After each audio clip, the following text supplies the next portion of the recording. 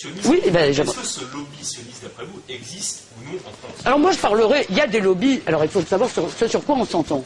Si vous voulez, moi j'aime pas le mot lobby parce qu'il évoque quelque chose de secret et d'occulte. Je pense qu'il y a en France, comme dans toutes les démocraties, des groupes qui essayent de peser sur la politique de leur pays, que ce soit dans les partis politiques, que ce soit dans leur parti politique, où il y a des bagarres aussi autour de ces questions, que ce soit à travers des associations qui essayent d'influencer la politique de leur pays.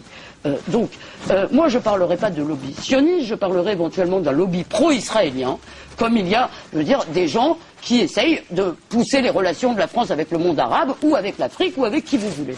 Donc, il y a des gens qui sont pro-israéliens, des sympathisants d'Israël, des amis d'Israël en France.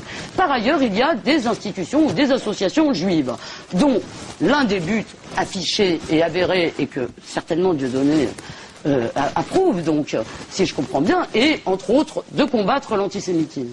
Voilà.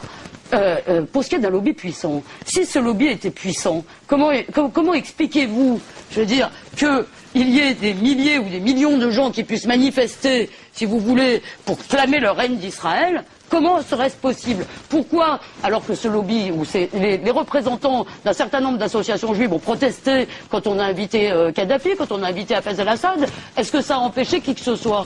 Enfin, donnez-moi les manifestations concrètes, je veux dire, de la puissance de ce lobby. Alors quoi? Les médias, donc Dieudonné, les médias vous empêchent de parler. Alors, c'est simplement effectivement une mainmise, notamment sur les médias. C'est évident pour moi. Évident à quoi? Je prendrai mon propre exemple pour éviter de rentrer dans une sorte de paranoïa que vous décriviez tout à l'heure, une sorte de complot. Moi, je ne crois pas au complot. Non, vous croyez juste que le sionisme est responsable de tous les malheurs du monde. Mais vous ne croyez pas au complot, par ailleurs, bien sûr. Non, je n'aime pas cette logique du complot. Non, vous pensez que le sionisme est responsable de tous les malheurs du monde. Mais vous ne croyez pas au complot, je l'en conviens. Je comprends que vous auriez envie de penser à ma place. Écoutez, je ne peux pas vous empêcher de dire tout et n'importe quoi. Non, vous ne pouvez surtout pas m'empêcher de vous lire et de vous écouter. Bon, écoutez, pardon. Alors, quelle est votre question exacte, pour que je sois le plus précis possible? Du pouvoir du lobby sioniste en France. Le dîner annuel du CRIF, qui convoque tous les élus de la République, chaque année, jusqu'au président de la République, cette fête au communautarisme est un scandale anti-républicain qui doit cesser le plus vite possible. L'État français doit être au-dessus de ces petites associations cultuelles et qui n'ont pas à avoir autant de pouvoir. C'est impossible. C'est pas cultuel, le CRIF. C'est pas culturel. Alors quoi? C'est quoi? C'est une association qui n'est pas culturelle, puisque comme vous savez, juif, on peut parfaitement être juif sans être croyant. Donc si vous voulez, c'est une association qui s'occupe des intérêts, disons, de la population juive en France. On peut être juif athée. Oui. Et on peut être un musulman athée aussi? Écoutez, je ne me prononcerai pas là-dessus. Bouddhiste athée. Bouddhiste athée? Alors ça, je n'en ai aucune idée. Je pense que bouddhiste, on ne croit pas en Dieu. Il peut y avoir des tasses athées, ça c'est sûr. Alors, la manifestation, je parle de mon exemple, évidemment, qui est l'exemple je peux être le plus objectif. Mon exemple, c'est que j'ai bien vu qu'il y avait cette sensibilité autour de ce sujet, de ce sketch, sur un colon israélien, sur le sionisme, une critique virulente sur le sionisme, était, à un moment donné, la limite qui vous excluait de manière définitive des médias. C'est donc bien que le sionisme est la frontière, le sacré, si vous voulez, en tout cas au niveau des humoristes. Et je suis bien placé pour le savoir, ça fait à peu près plus de 20 ans maintenant que je fais ce métier. Donc ce que je dis, c'est la vérité et c'est prouvé par ma propre expérience. Bon, donc la preuve de l'emprise sioniste sur la France, c'est que vous êtes chassé des médias, ou que vous ne pouvez pas vous exprimer dans les médias. Moi, c'est mon histoire. Je lance un appel aux grandes chaînes de télé. Mon histoire. Invitez Dieudonné. Invitez Dieudonné, ça va, comme ça il comprendra alors. Voilà. Invitez Dieudonné. Le 20h de TF1. Invitez-moi. Voilà. Avec je suis désolé, moi j'en ai pas le pouvoir. Je pense que c'est une bonne idée. Non, mais comme ça, effectivement. C'est pas raisonnable. Mais non, mais pourquoi c'est pas raisonnable? C'est pas Au moins, raisonnable. les gens pourraient comprendre qu'il n'y a Ah non, de vous inviter, si, pas... mais moi, je vous le répète, je pense vraiment, je veux dire, que c'est toujours contre-productif d'empêcher quelqu'un de parler. Voilà. Ça, donc, c'est clair. Ça, je suis vraiment pour qu'on vous laisse parler. Oui. Mais enfin, excusez-moi, donc là, vous parlez quand même, vous avez créé un parti pour ça, l'emprise sioniste. Mon expérience... Non, mais à part vous. Mon expérience... Ouais, non, L'emprise il semblerait pas que sur vous. mon exemple personnel, on comprend mon mode de fonctionnement et ma logique. Il y a une petite logique. Voilà. Sur les autres, alors dans une liste, on est 26. Et chacun, dans cette liste, avec son parcours, son vécu, arrive avec la même histoire. Mais chacun a eu son grain de sable juif, quoi. C'est Chacun pas a des eu juifs. des emmerdements avec son juif, Alors, et il en veut à tous les juifs. Il Bon, est à tous les très sionistes, pardon. important. Il est très important de dire qu'il y a des juifs sur la liste. Donc, alors, oui, des sortes de juifs honteux. Ça me non, moi j'accuse personne. Les gens sont mais juifs comme ils veulent. je sais pas comment vous allez les définir. Moi j'accuse personne. D'accord, Même d'être un juif rabbin. honteux, les gens sont juifs. Il est assez folklorique, votre rabbin, il faut dire.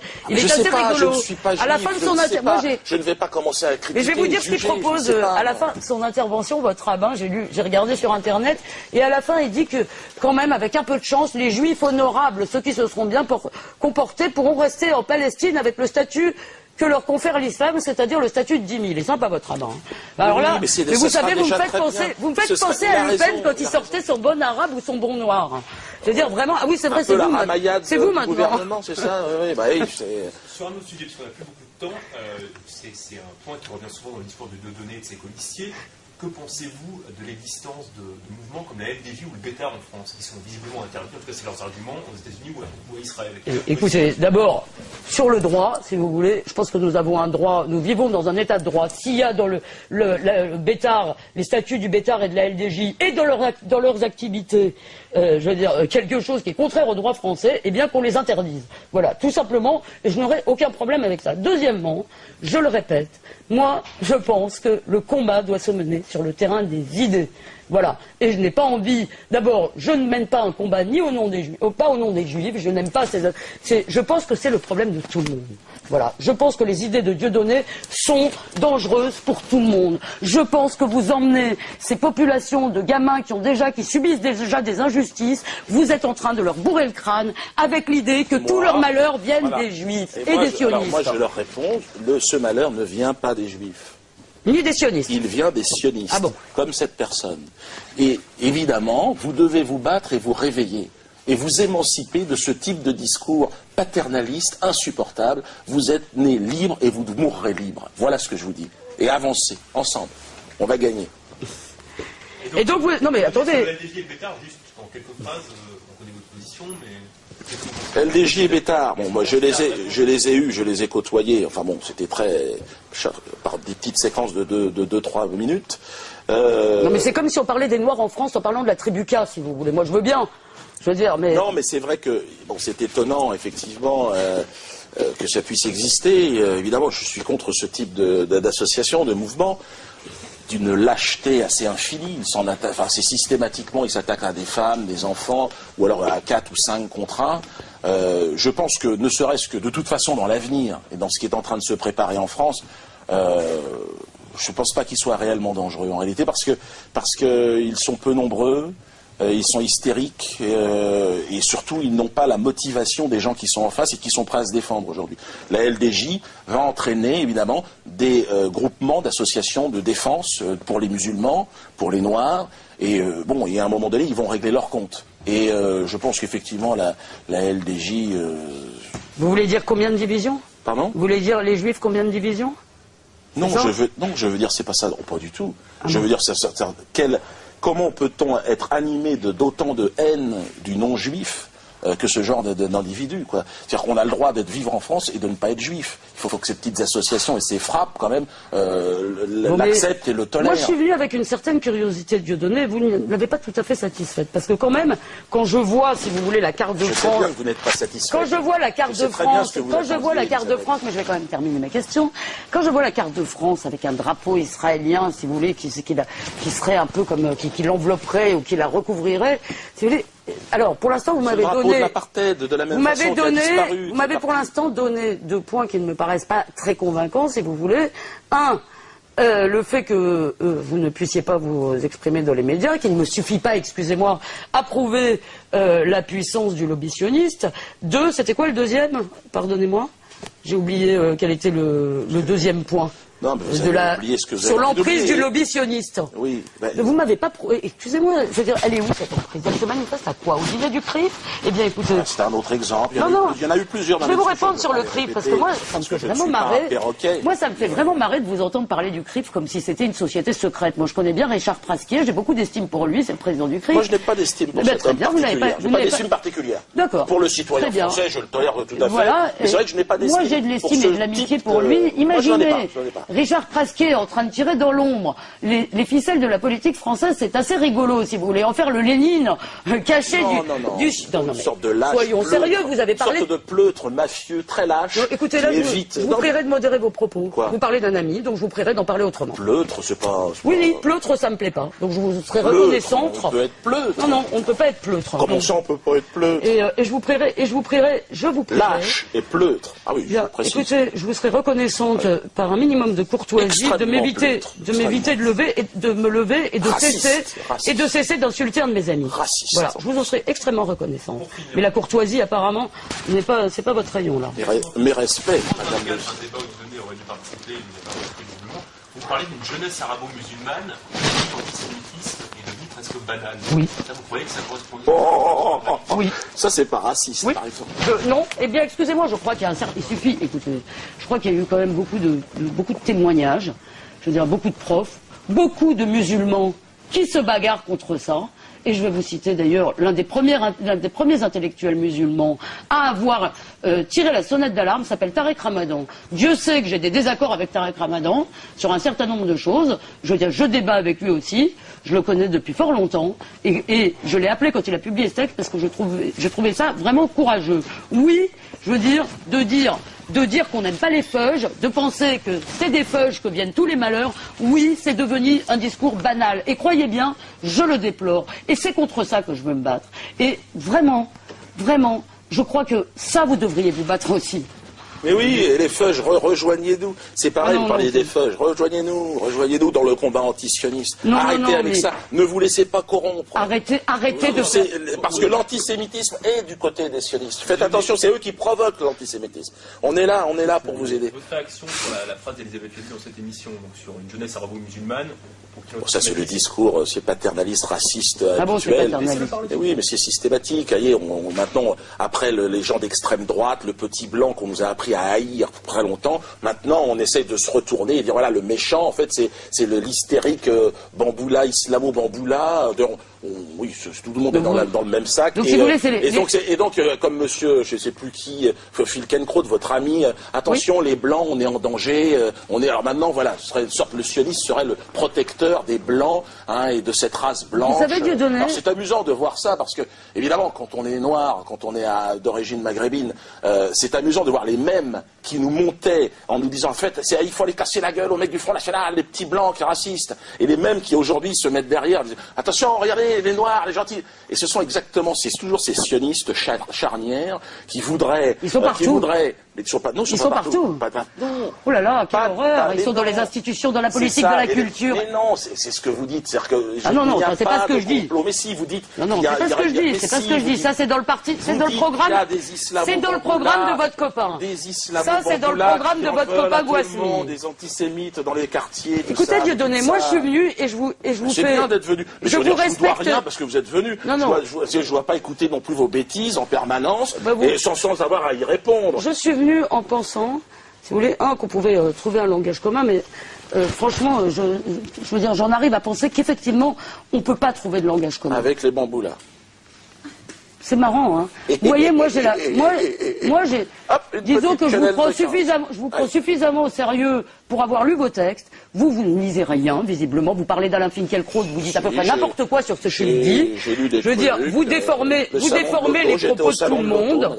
Vous déformez les propos de tout le monde. Et par ailleurs, je vous ai dit que je n'étais pas votre partenaire de sketch.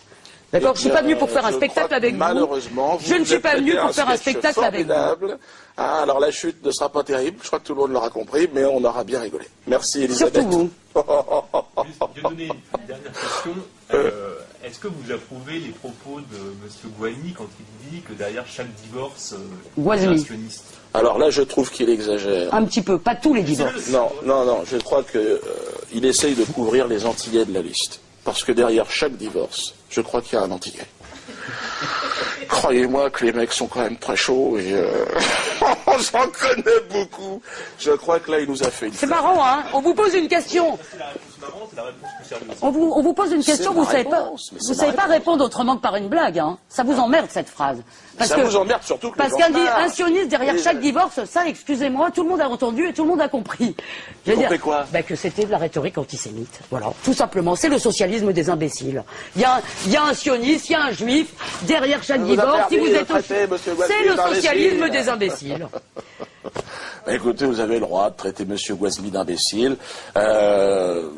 Vous refusiez que je dise que M. Pasquier était pleutre, et là vous vous acceptiez de dire que l'autre c'est un imbécile. Alors là, c'est vrai, je reconnais que c'est un peu inégal. C'est un peu inégal, comme le sionisme. Mais moi j'aime défendre mes amis, qu'est-ce que vous voulez? Apparemment vous défendez pas tellement les vôtres. Je crois que M. Guasmi Je vous ai pas entendu défendre M. Cotten. Je vous ai pas entendu défendre M. Guasmi. M. Guasmi n'a pas... Mais oui, mais je n'ai pas ce sentiment, si vous voulez, d'appartenance à mais vous faites une liste avec eux. Vous vous présentez devant le suffrage des électeurs avec eux. Pour la France. D'accord? Et c'est à votre conférence de presse de présentation de votre liste qu'ils ont tenu les propos que nous vous citons. Donc je trouve, vous essayez de vous en sortir par une pirouette. Excusez-moi, celle-là, elle ne marche pas. Je veux dire, quand quelqu'un parce que vous n'avez pas dit à vos côtés, quand quelqu'un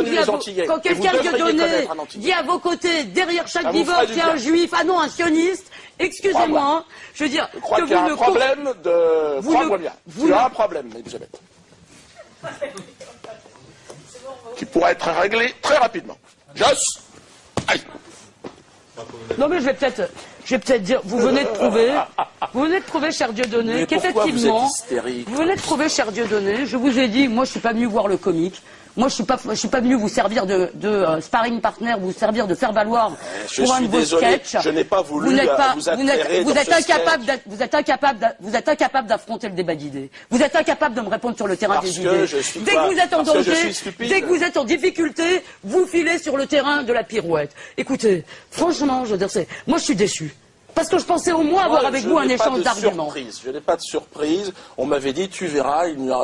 Tu verras quoi? Tu verras. Alain Soral vous a parlé il n'y a pas très longtemps. Et alors? Et donc je l'ai vu. Mais je serais ravi de savoir ce que l'excellent Alain Soral en a pensé. Il vous dira, mais il m'a dit quelqu'un de très fermé, très fermé sur elle, avec plein de certitudes, très peu ouverte au final à l'échange. Et c'est ce que j'ai pu constater. Mais c'est pas grave. C'était déjà bien de venir. On n'est pas là pour se dire des amabilités, non. Des amabilités de convenance. Je pense qu'on les a pas dites. Non. Au moins, voilà, chacun, les gens qui sont en face auront dire, bon, ben voilà, lui il pense ça, elle pense ça. Ils ont été assez honnêtes avec leur point de vue, puis voilà. Bon. Je crois que nous pouvons en rester là.